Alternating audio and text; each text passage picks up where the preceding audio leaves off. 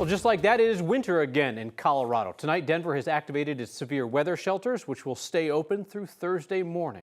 With that cold will come some snow. This is a live look from Steamboat tonight, where the weather seems to be holding off, at least for now. Let's check in with Kathy Sabin on this weather impact evening we're having. That's right. The Arctic front, Alex, is making its way from north to south along the Front Range. We've dropped out of the 30s into the mid-teens. Currently DIA 13 degrees. The mildest air is to the south, but the front is moving from north to south. Wind chill not a big factor yet, but it will be. Wind chills to 5 below in Rawlins and 2 below in the Scottsbluff area. So the cold air is taking its time coming in, but it is coming. And so tonight we have the cold and some scattered light snow showers.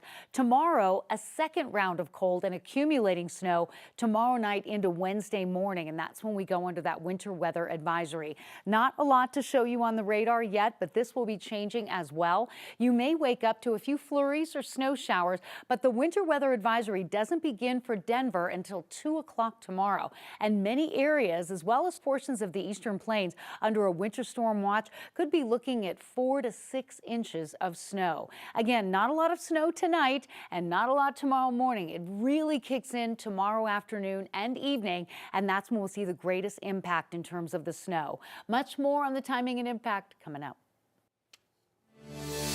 Colorado is a leader in the electric vehicle industry. The state says drivers here are buying EVs at higher rates compared to the rest of the country. Well, now the Trump administration wants to limit the development of new EV infrastructure. 9 News reporter Janelle Finch is along with more on the expected impact on drivers. Janelle? EV industry experts say drivers don't need to worry. Chargers and the future of electric cars aren't going anywhere.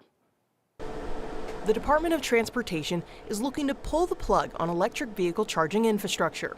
But EV experts say the move has no gas. It's going to have more of a perception impact on people who read the headlines and think, oh my God, there's not going to be any chargers built, than the actual reality of any impact on chargers being deployed. Lauren McDonald is the chief analyst of Parent, a California company that tracks EV charging data. He says President Trump and the DOT are targeting the National Electric Vehicle Infrastructure Program, also known as NEVI. What NEVI is doing is really trying to give people confidence that they can drive anywhere on those road trips. The program addresses charging deserts, long stretches of road without EV chargers.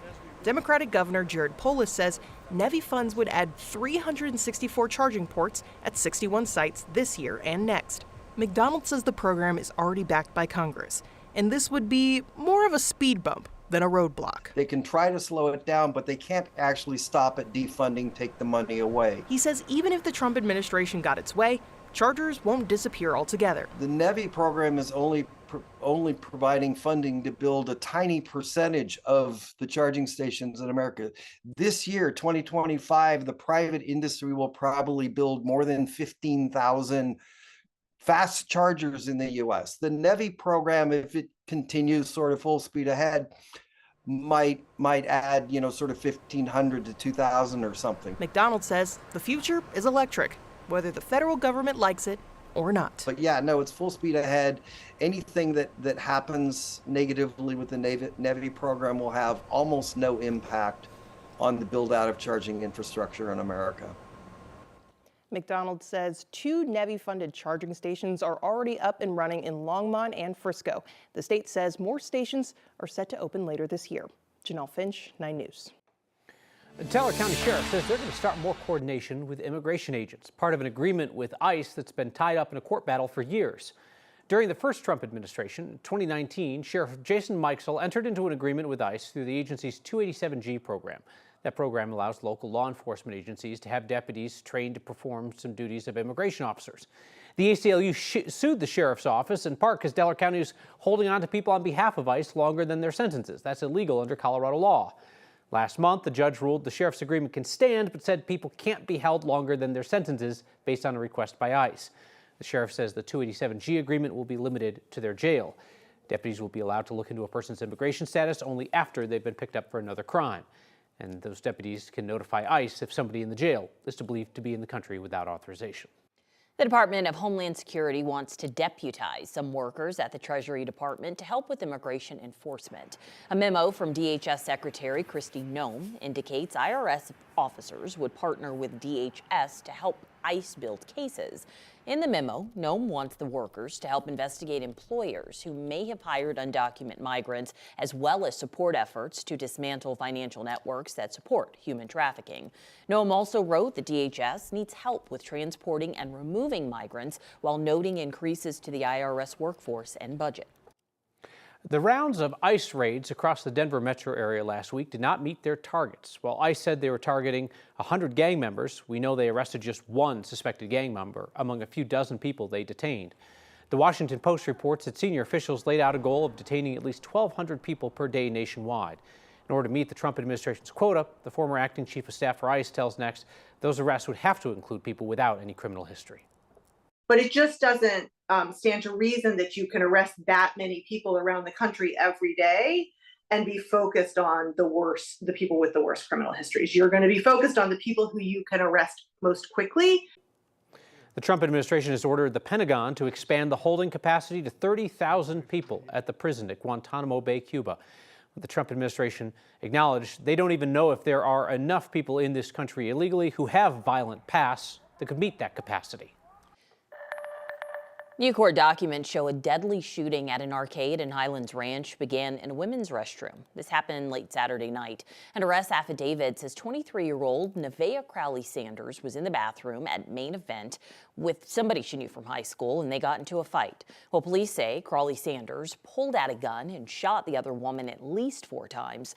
Court documents say she ran out of the bathroom, met up with a guy, and they headed outside to a car. Police say that's where the man was stopped by a Douglas County Sheriff's deputy. The sheriff's office says the man had a gun, and the deputy told him to drop it. They claim he ignored that command and turned toward the deputy, who then shot and killed him. The woman who was shot there in the bathroom is expected to recover. Crowley Sanders made her first court appearance this morning. A judge set her bail at $1 million. She'll be back in court for a formal filing of charges later this week. Today, a jury in Clear Creek County had its first full day of testimony in the retrial of a former sheriff's deputy. Andrew Bune is charged with killing Christian Glass in the summer of 2022. Glass had called 911 for help while he was having a mental health crisis. He'd crashed his car and he refused to get out. He told deputies he was scared.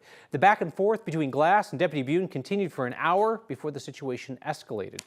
Today, one of the CBI agents who investigated the shooting recounted what he saw on police dash cam.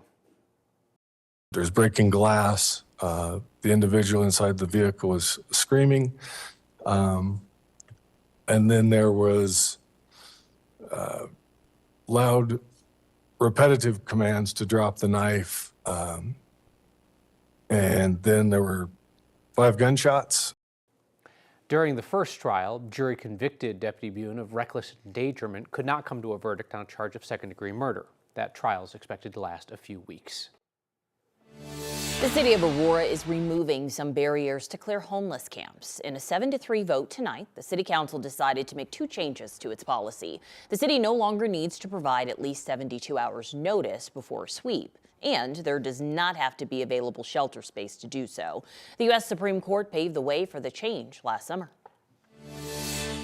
President Donald Trump wants the United States government to stop making pennies. It's not clear if he has the authority to order that, but the plan's not getting a lot of pushback. 9 News reporter Spencer Soysher looked into the impact this could have on the consumer.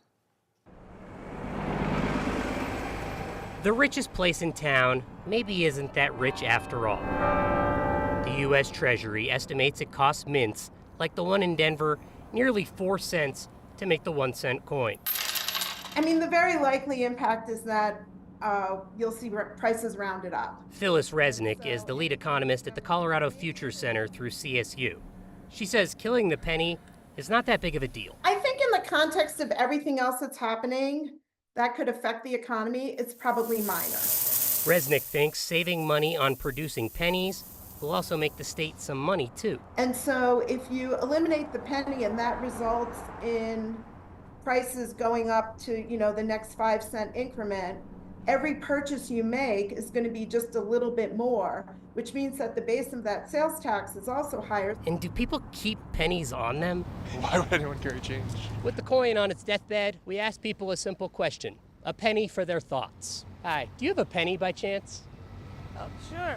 You do? Except in this edition, I ask you for your thoughts and a penny. Hi there, do you have a penny by chance? One penny? Yeah. No. Do you ever have pennies? sometimes. For what? 'Cause people say you want your 3 pennies back, and I say, yeah. Fair enough. For nostalgic purposes, What if they were getting rid of the penny? it would not bother me. Losing the penny may not bother most people, but the Mint says the nickel is an even worse value, 14 cents to make the 5-cent coin. Well, there's some speculation that could be next. If we were to get rid of the nickel as well, I think you would see a much more significant impact on prices, right? Because you'd be rounding up 10 cents. For now, the Trump administration appears to be taking it 1 cent at a time. Yeah, is there an alternative, or is it just going away, Just going away, gone? R.I.P. I don't think I'd mind if it was gone. All right, so the president doesn't have the authority to retire the penny forever. That power belongs to Congress. However, the Treasury Secretary can mint and issue coins as necessary, meaning at Trump's direction, they could stop making pennies. And this is not unprecedented. Canada, Australia, and New Zealand already ditched their 1 cent coin years ago. Spencer Soysher, 9 News.